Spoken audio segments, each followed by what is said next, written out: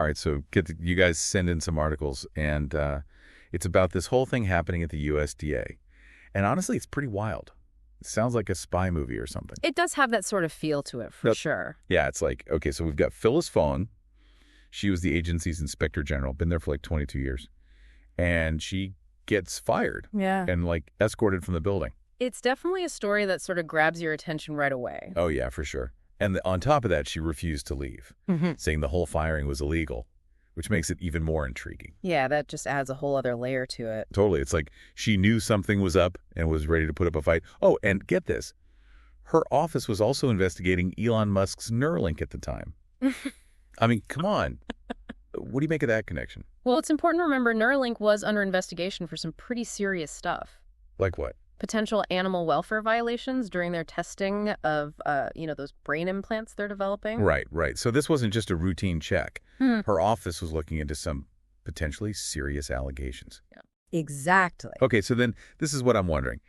If she was getting close to uncovering something big, could that have been a reason for her dismissal? It's definitely a question worth considering. Yeah, like what are they trying to hide? And it brings up a bigger concern, too. What's that? The possibility of retaliation against other inspectors general. The ones who are just trying to do their jobs. Right. If they can just get rid of someone like that, what does that say about government oversight? It's like who watches the Watchmen kind of thing. Exactly. But okay, let's back up for a second and go through the timeline here. The articles mention that Fong was one of 17 inspectors general fired by the Trump administration. What was the reasoning behind that? Well, the administration claimed it was all part of an effort to remove, how did they put it? Oh, yeah, partisan bureaucrats. Partisan bureaucrats are. Right. But a lot of legal experts and even some members of Congress, from both sides of the aisle, by the way. Wait, really? Even Republicans? Yeah, they argued these dismissals didn't follow the right legal procedures. Okay, hold on. You're telling me that even Republicans were pushing back on this? Yep, they had some concerns. Like what specifically? Well, one of the big issues was the lack of a 30-day notice period before firing an inspector general. A 30-day notice. What's that all about? It's actually a requirement written into federal law. Huh. Interesting. Okay, so break this down for me. Like, I'm 5. Why is this 30-day notice so important? Okay, so think about it. You're an inspector general. You're investigating some powerful agency or person. You're digging into sensitive information, maybe uncovering some shady stuff. That 30-day notice is like a safeguard, you know? It prevents someone from being suddenly fired right in the middle of a sensitive investigation. Oh, I see. So it's like a buffer zone to prevent interference and make sure the investigation can continue. Precisely. But in this case, they just ignored that completely. That's right. And that's what raised red flags for a lot of people. Including some Republicans, right? Including Senator Chuck Grassley. He's a Republican who's been a longtime supporter of government oversight. Oh, wow. So this was a big deal. Yeah, he questioned the legality of these firings and even launched an inquiry to get to the bottom of it. Okay, so we've got a potentially illegal firing, a connection to this high-profile investigation involving Elon Musk, and bipartisan concern about the whole thing. This is getting more and more interesting.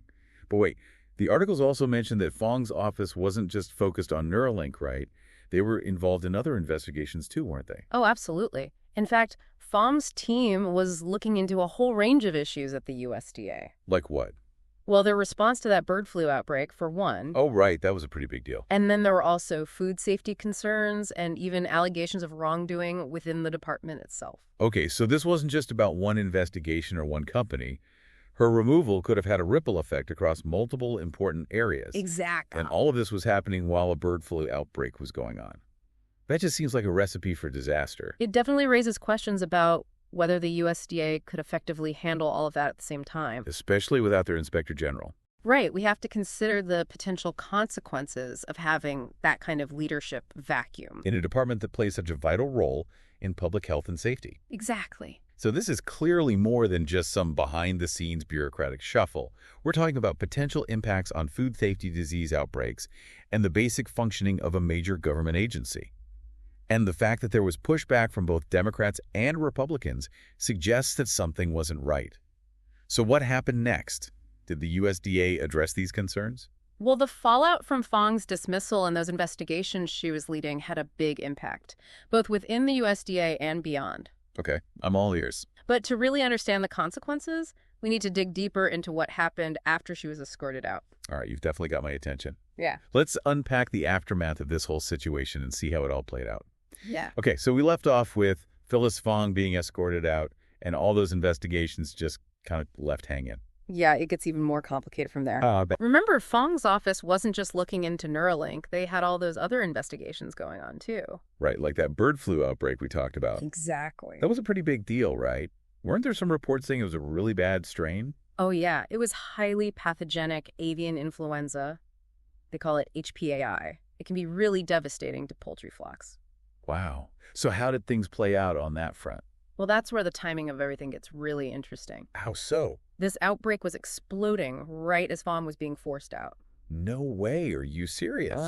So they're dealing with this major health crisis, and at the same time, they're pushing out the person in charge of overseeing their response. It definitely seems like questionable timing. Yeah, that seems like a pretty bad move. Right. So did the lack of oversight have any real consequences?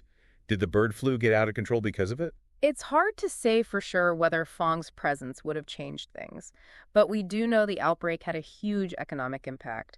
Millions of birds had to be culled, and the poultry supply chain was disrupted. Wow, that's a big deal. And it makes you wonder about the whole motivation behind Fong's dismissal. If her office was investigating how the USDA was handling the outbreak, could that have made her a target? Yeah, it's definitely a possibility. You know, inspectors general aren't always the most popular people. They're there to find waste, fraud, and abuse, which can sometimes make people in power uncomfortable. It's like they're the internal affairs of the government, right? Nobody likes internal affairs, but someone's got to do it. Exactly. So back to the bird flu. Did anything good come out of all this? Did the USDA learn any lessons? Well, it definitely highlighted how important early detection and a quick response are. Especially with animal disease outbreaks. Right. And it also showed how important it is to have strong biosecurity measures on poultry farms, Yep. to help prevent the spread of the virus. So even with all the chaos, there were some valuable takeaways. Definitely every crisis is a chance to learn and improve. And this one forced the USDA to rethink their procedures and invest in being more prepared for future outbreaks. Okay, so we've got the bird flu outbreak, these potentially messed up firings, and a lot of unanswered questions. But what about those other investigations Fong's office was doing? The ones about food safety and stuff happening within the USDA? Oh, right. Those were important, too. Some sources say Fong's team was looking into a possible listeria outbreak.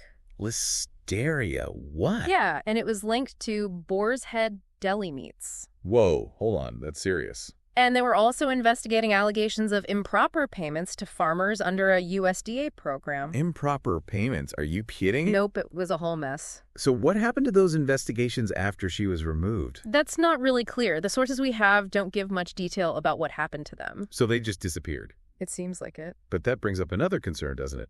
What happens to these investigations when something like this happens? It's called the chilling effect. Chilling effect?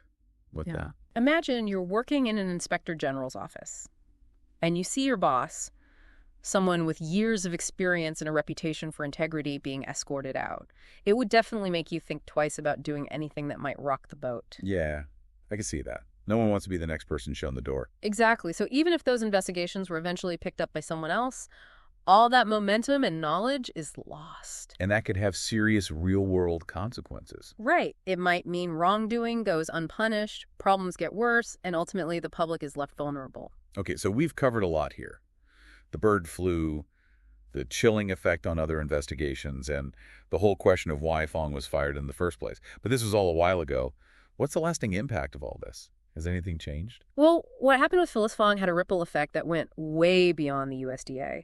It started a national conversation about how important independent oversight is and how we need to protect the people who hold power accountable. So even though her story ended abruptly, it became a symbol of something bigger. Exactly. It became a rallying cry for people who believe a healthy democracy needs strong watchdogs.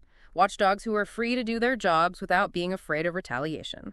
I'm starting to see how this deep dive into what seemed like a one-time thing is actually connected to a much bigger issue about power and accountability in government.